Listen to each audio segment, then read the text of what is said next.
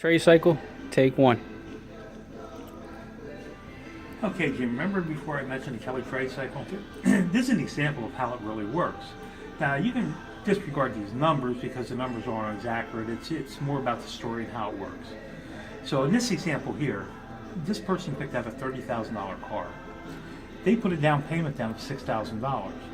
That gave them a balance of $24,000.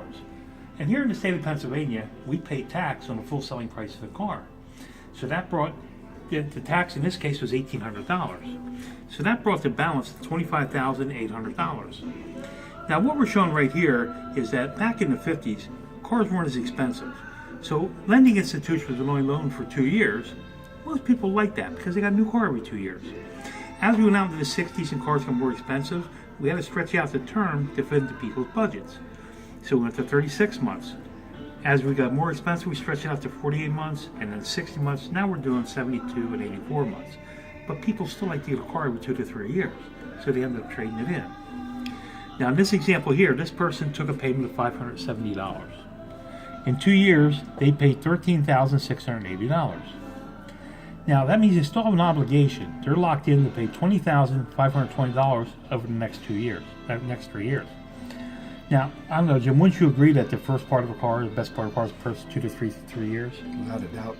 Now, after that, you're starting to do the routine things like the scheduled maintenance, like tires and shocks, filters, tune-ups, brakes, exhaust, alignments, flushes, hoses, and belts.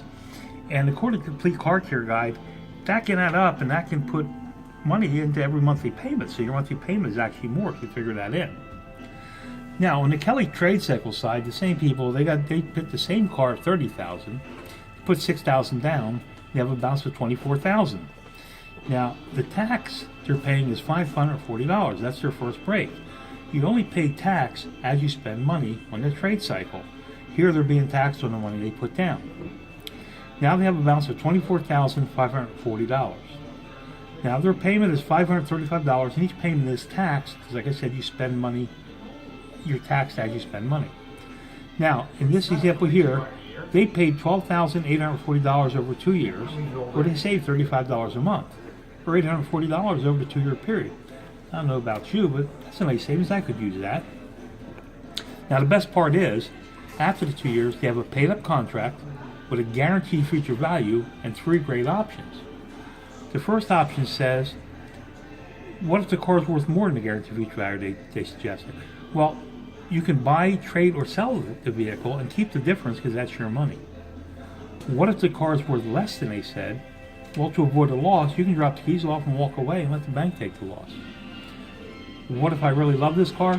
They already told you can buy it for, so you can buy it for that amount. Which would make more sense to you? Certainly the trade cycle. Great.